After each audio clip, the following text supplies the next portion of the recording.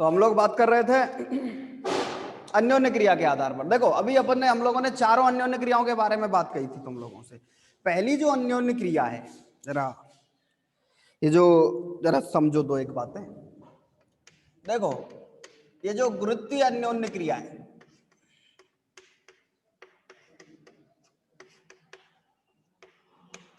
ये गुरुत्वीय अन्योन्य क्रिया भारी कणों के लिए काम आती है, क्योंकि फॉर्मूला होता है, आप लोग पढ़ते हो, F equal to G m1 m2 upon r square. F proportional है किसके?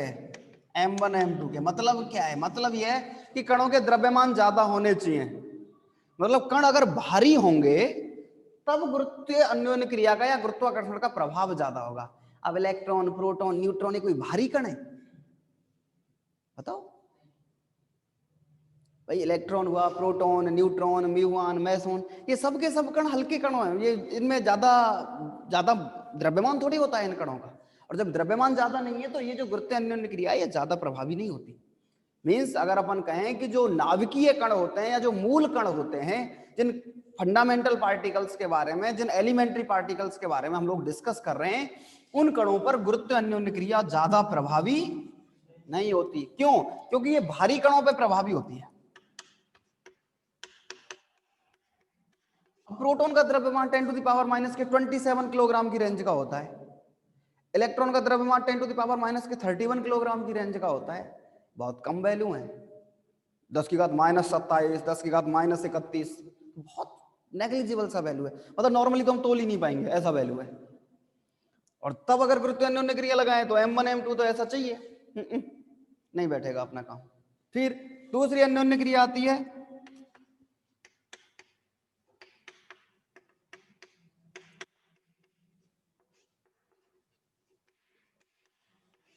विद्युत चुंबकीय अन्योन्य क्रिया। ये जो विद्युत चुंबकीय अन्योन्य क्रिया है ये केवल और केवल आवेशित कणों के काम आती है। किसके काम? ये आवेशित कणों पे लगती है।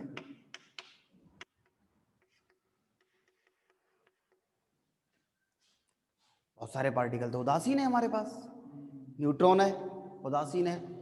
और म्यूऑन का म्यू नॉट है, केऑन का के नॉट है, पाईऑन का पाई नॉट है। तो जितने भी जो नॉट वाले पार्टिकल हैं वो सारे के सारे तो उदासीन पार्टिकल हैं। और अगर उदासीन है तो उन पे ये काम नहीं करेगा। मतलब ये सिर्फ आवेशित कणों के लिए काम करेगा। मींस इसका प्रभाव बहुत ज्यादा नहीं है तो सही, लेकिन सिर्फ आवेशित कणों के लिए है। उदासीन कणों के लिए इसका ज्यादा प्रभाव नहीं है। मतलब अगर कहें कि ये जो विद्युत चुंबकीय अन्योन्य क्रिया है ये आवेशित कणों के लिए काम करती है, उदासीन कणों के लिए इसमें कोई काम नहीं होता। तीसरी अन्योन्य क्रिया है अपने पास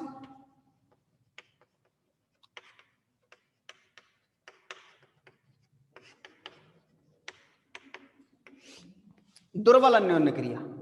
ये जो दुर्बल अन्योन्य क्रिया है, ये एक तो इसका जो काम है, एक तो ये बीटा डिके के बारे में बताता है। हाइजेनबर्ग ने जब स्थानांतरण के बारे में बताया, नाभिकीय बलों के बारे में बताया, सबसे पहले उसने यही कहा था कि इलेक्ट्रॉन के स्थानांतरण से, कल अपन बता रहे थे जैसे प्रोटॉन पॉजिट्रॉन का त्याग कर देता है, न्यूट्रॉन की तरफ चला जाता है, न्यूट्रॉन उसको कैप्चर कर लेता है, वो प्रोटॉन बन जाता है, वो न्यूट्रॉन रह जाता है। तो एक तो बीटा डिके ये काम बताता है। इसके अलावा एक और दूसरा काम करता है ये। वो दूसरा काम क्या है? न्यूट्रिनो के बारे में जानकारी देता है। ये जो न्यूट्रिनो परिकल्पना है, क्योंकि जब बीटा पार्टिकल निकला था तो एंड पॉइंट एनर्जी की समस्या आई थी, ऊर्जा की जो समस्या आई थी इस बीटा स्पेक्ट्रम में, तब हमने कहा था कि बीटा कण के साथ साथ एक न्यूट्रिनो और बाहर निकलता है। बीटा कण के साथ क्या बाहर निकलता है? न्यूट्रिनो। तो ये जो दुर्बल अन्योन्य क्रिया है ये बीटा डिके और न्यूट्रिनो परिकल्पना के बारे में जानकारी देती है। ठीक। चौथी जो चीज है हमारे पास,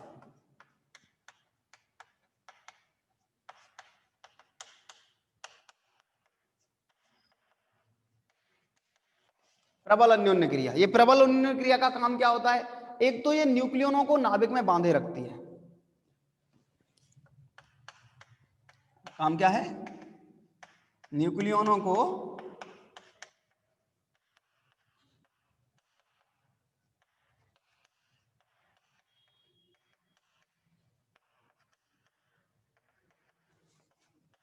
ये क्या करती है, न्यूक्लियनों को नाभिक में बांधे रखती है। दूसरी बात, ये नाभिकीय अवक्रियाओं में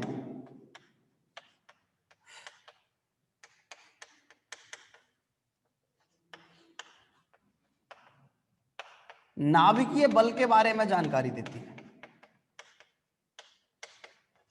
इसका मतलब ज्यादातर जो काम आती है, क्योंकि अपन ने ये बात कही भी थी कि ये नाभिक में रहते हैं प्रोटॉन उच्च घनत्व होने के बावजूद भी और छोटा सा आकार होने के बाद, ये सारी की सारी जानकारी कौन देता है, प्रबल अन्योन्य क्रिया। तो हमारे पास सिर्फ दो ऐसी अन्योन्य क्रियाएं, एक दुर्बल अन्योन्य क्रिया और एक प्रबल अन्योन्य क्रिया, जिनका नाभिकीय क्षेत्र में ज्यादा योगदान होता है।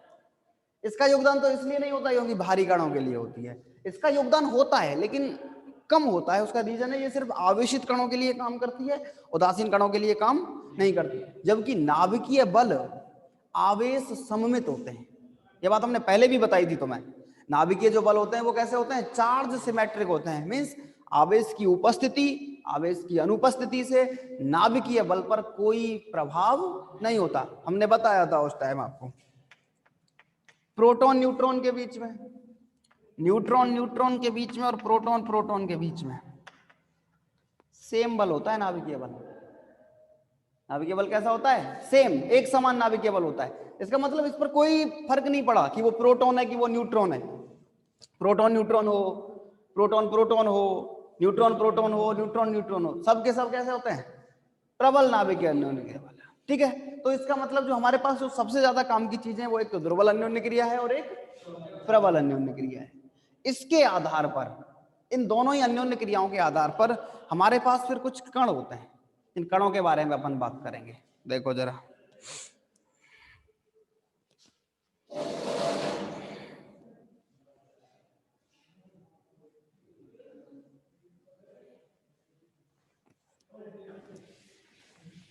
और इन दोनों अन्योन्य क्रियाओं के आधार पर जो कण होते हैं हमारे पास, वो दो तरीके के होते हैं। एक तो होता है अपने पास हेड्रॉन,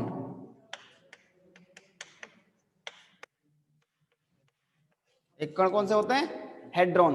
एक दूसरे कण और होते हैं जिनको कहते हैं लेप्टॉन।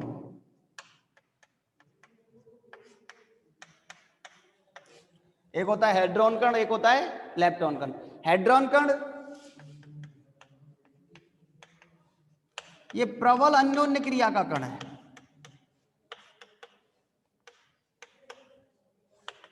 ये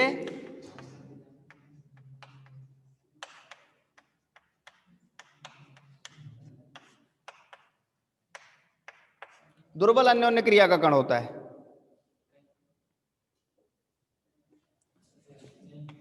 जैसे प्रोटॉन, न्यूट्रॉन और पाई मैसोन जो पार्टिकल है, जैसे पाई नॉट, पाई प्लस और पाई माइनस, ये सब के सब कैसे होते हैं, हेड्रॉन पार्टिकल होते हैं।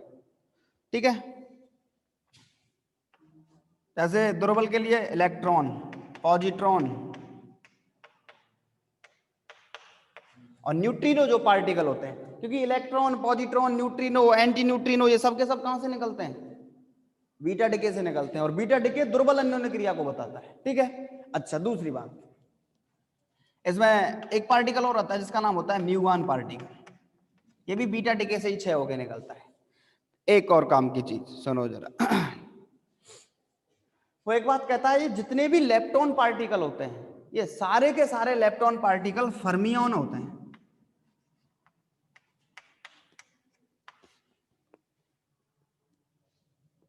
सुना जरा, वो कहता है जितने भी लेप्टॉन पार्टिकल होते हैं वो सारे, लेप्टॉन का मतलब जो दुर्बल अन्योन्य क्रिया के लिए काम करें वो है लेप्टॉन पार्टिकल। अन्योन्य क्रिया के आधार पर तो अपन पार्टिकल ढूंढ रहे हैं, कौन से, दुर्बल अन्योन्य क्रिया के आधार पर जो कण मिलते हैं उनको कहते हैं लेप्टॉन पार्टिकल। और ये लेप्टॉन पार्टिकल कैसे होते हैं, फर्मियन। सभी लेप्टॉन पार्टिकल फर्मियन ही होंगे, बोसॉन नहीं होंगे। लेकिन ये जो हेड्रॉन पार्टिकल हैं, ये दो तरीके होते हैं।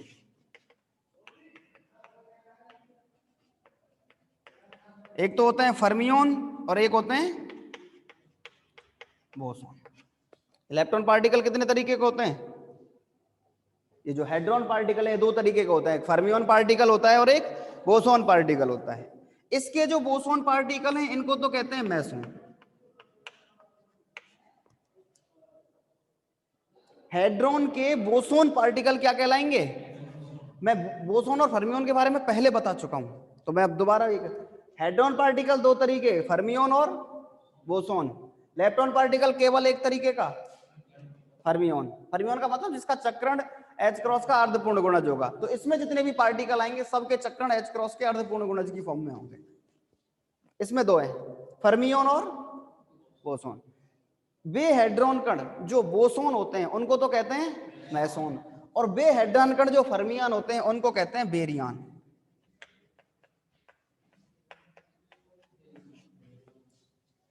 नहीं समझे बात? तो कंक्लूजन क्या निकला? कंक्लूजन ये निकला कि बे हेड्रॉन, मना तो कर दिया, हर की सर की क्लास नहीं होगी। नमस्ते नमस्ते।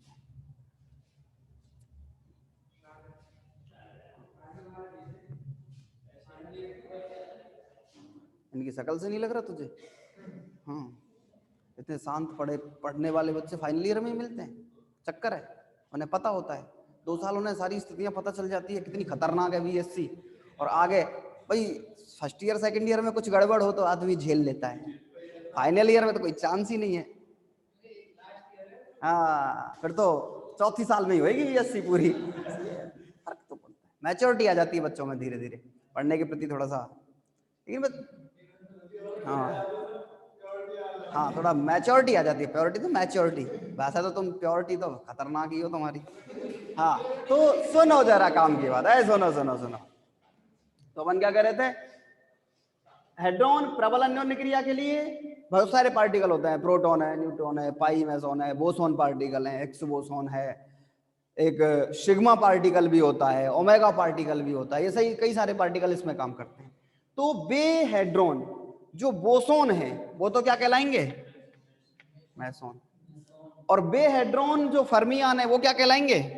बेरियन कहलाते हैं। ठीक है, अब ये जो बेरियन पार्टिकल हैं ये भी फिर दो तरीके के होते हैं।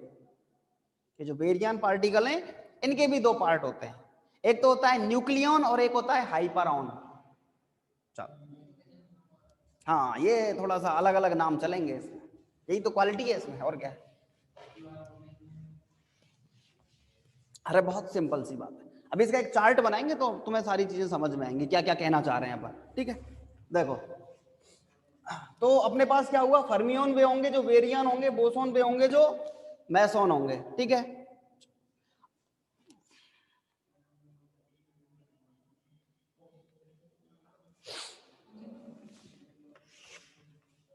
अब ये जो बेरियन पार्टिकल हैं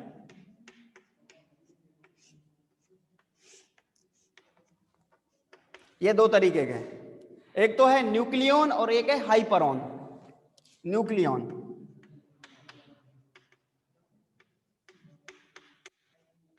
और एक है हाइपरॉन। सुनो सुनो सुनो, न्यूक्लियन का मतलब क्या है? न्यूक्लियन का मतलब है ऐसे पार्टिकल जिनका द्रव्यमान न्यूक्लियन के द्रव्यमान के तुल्य होता है। न्यूक्लियन मतलब प्रोटॉन या न्यूट्रॉन। तो न्यूक्लियन पार्टिकल वे हैं जिनका द्रव्यमान न्यूक्लियन के द्रव्यमान के तुल्य हो। न्यूक्लियन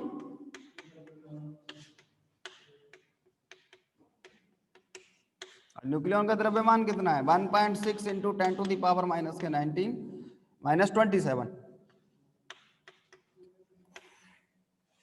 के तुल्य हो। इसमें जैसे प्रोटॉन है, न्यूट्रॉन है, मैसोन है। मैसोन मतलब ये जो पाई मैसोन डाले जो पार्टिकल है, ये सारे के सारे पार्टिकल किस में आते हैं? न्यूक्लियन की कैटेगरी में आते हैं। ठीक है, इसके तुल्य या इससे कम हो। मैसोन का द्रव्यमान 273 इलेक्ट्रॉन के द्रव्यमान के बराबर होता है। अगर आप लोग मैसोन का द्रव्यमान निकालें वो 273 एम ऑफ ई होता है। क्या हमने सिद्ध करवाया था वहां, तुम्हें ध्यान होना चाहिए। जो काबा का मैसोन सिद्धांत निकाला था तो वहां हमने मैसोन पाई मैसोन के द्रव्यमान के बारे में बात की थी। हाँ, तो प्रोटॉन, न्यूट्रॉन, मैसोन पार्टिकल। हाइपरॉन जिनका द्रव्यमान न्यूक्लियन के द्रव्यमान से अधिक हो।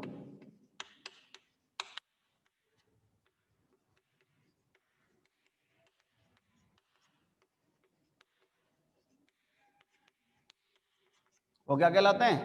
हाइपरऑन कहलाते हैं। ठीक है, इसमें एक तो होता है सिग्मा पार्टिकल, सिग्मा कण, एक होता है लैम्बडा पार्टिकल, लैम्बडा कण, और एक होता है ओमेगा कण। ये समेशन प्लस माइनस और समेशन नॉट, ये लैम्बडा नॉट और ये ओमेगा माइनस। दोबारा सुनो,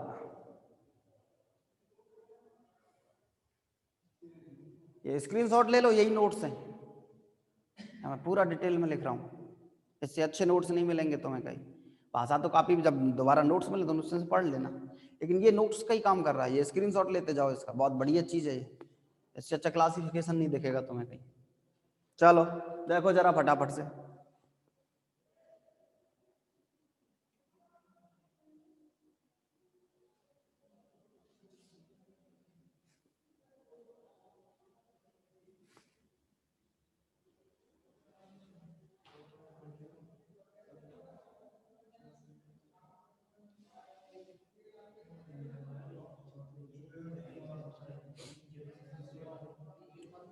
हाँ, अच्छा देखो, अब जरा एक दो और जानकारी की बातें सुनो जरा फटाफट से। सुनो सुनो, इधर देखो, इधर देखो, देखो एक तो क्या है, वो कहता है नोट में एक दो चीजें लिखता है वो। एक तो क्या लिखता है, वो कहता है लेप्टॉन कण और बेरियान कण फर्मी डिराक सांख्यिकी का पालन करते हैं, जबकि मैसोन कण बोस-आइंस्टीन सांख्यिकी का पालन करते हैं। बात भी सही भाई, ये पार्टिकल लेप्टॉन पार्टिकल भी फर्मियोन है और बेरियान पार्टिकल भी फर्मियोन है, लेकिन ये ध्यान रखना बेरियान हेड्रोन कण है तो फर्मियान, लेकिन है किसका पार्ट? और हेड्रोन वो होता है जो प्रबल अन्योन्य क्रिया का काम करता है। वो एक बात और कहता है, वो कहता है ये जो लेप्टॉन कण हैं इन पर केवल और केवल दुर्बल अन्योन्य क्रिया काम करेगी, और जो हेड्रोन है इस पर प्रबल अन्योन्य क्रिया तो काम करेगी करेगी, इसके अलावा और जो तीनों अन्योन्य क्रियाएं वो भी काम कर सकते हैं, मतलब उनका प्रभाव भी दिख सकता है। लेप्टॉन कण पर केवल और केवल दुर्बल अन्योन्य क्रिया, हेड्रोन पर प्रबल अन्योन्य क्रिया के साथ साथ +3 का मतलब वृत्तीय अन्योन्य क्रिया, विद्युत चुम्बकीय अन्योन्य क्रिया और दुर्बल अन्योन्य क्रिया, ये भी क्या कर सकती हैं? काम कर सकती हैं। ठीक, तो जानकारी की चीज ये है कि लेप्टॉन पार्टिकल और बेरियान पार्टिकल फर्मियान होते हैं। बेरियान पार्टिकल फिर दो तरीके के होते हैं, एक होता है न्यूक्लियन और एक होता है हाइपरऑन। न्यूक्लियन का मतलब जिनका द्रव्यमान न्यूक्लियन के द्रव्यमान के तुल्य हो, या उससे कम भी हो सकता है, तो न्यूक्लियन के द्रव्यमान के तुल्य हो या न्यूक्लियन के द्रव्यमान से कम हो, वो तो बेरियान पार्टिकल है। और जिनका द्रव्यमान न्यूक्लियन के द्रव्यमान से अधिक हो, वो क्या है? हाइपरऑन है, जैसे sigma particle, lambda particle, omega particle. नहीं समझे काम की बात? ठीक है, तो ये सारा की सारा स्ट्रक्चर किसका है? अन्योन्य क्रियाओं के आधार पर कणों का है। ठीक है, ये अन्योन्य क्रिया के आधार पर कणों के बारे में बात है। अगली जो बात है हमारे पास वो होगी कण और प्रतिकण के आधार पर। ठीक है, थोड़ा बहुत तो कल उसके बारे में बता दिया था, आगे की जो डिटेल्ड है कल बात करेंगे उसके बारे में। ठीक है, कल नई साल में बात करेंगे। आज का बाय बाय 2020। हाँ, और तुम सबका नया साल अच्छा हो, भगवान मंगल करे तुम्हारे जीवन में। हाँ, खुशियां ही खुशियां आए। हाँ, और कोरोना की वैक्सीन आ जाए, अभी तो उसकी उम्मीद है सबसे सुंदर। मतलब इतना तो आदमी कभी और किसी का वेट नहीं करता जितना कोरोना की वैक्सीन का वेट हो रहा है आजकल, तो खतरनाक तरीके से है। तो चलो अच्छी बात है, आप सबका नव वर्ष अच्छा हो, मंगलमय हो। Bye bye 2020।